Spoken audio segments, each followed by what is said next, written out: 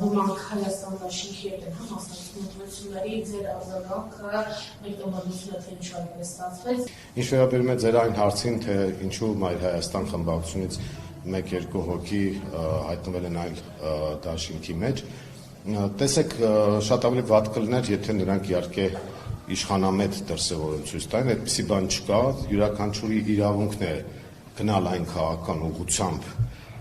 որը որ իրենք նպատակահարմար են գտնում։ Մայր Հայաստան խմբակցությունը արդեն հայտարարել է, որ բոլոր այն մարդիկ, ովքեր որ հայտնվել են այլ ուժի ցուցակում կամ այլ ուժի շարքերում, մեր հետ որևէ կապ չունեն, այս առումով Մայր Հայաստան կուսակցությունը միակամ է, միասնական է, բայց ընդհանուր առմամբ ես կարող եմ ասել, որ հակառակ պրոցեսն էլ է եղել, բայց վարքագիծը եղել է հետևյալը. եթե դու որևէ ուժի ցուցակով դառնում ես ավականու անդամ եւ հետո այլ որոշում ես կայացնում, պարկեշտությունը, քաղաքական ողջամտությունը եւ տրամաբանությունը հուշում է, որ պետք է մանդատից հրաժարվես եւ հետո նոր քո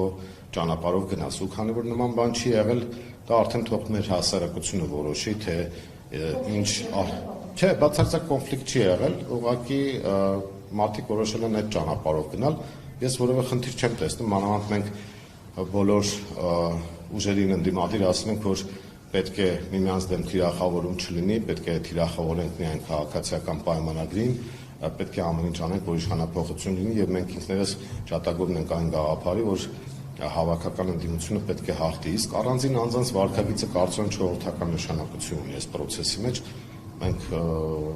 անցնում ենք առաջ։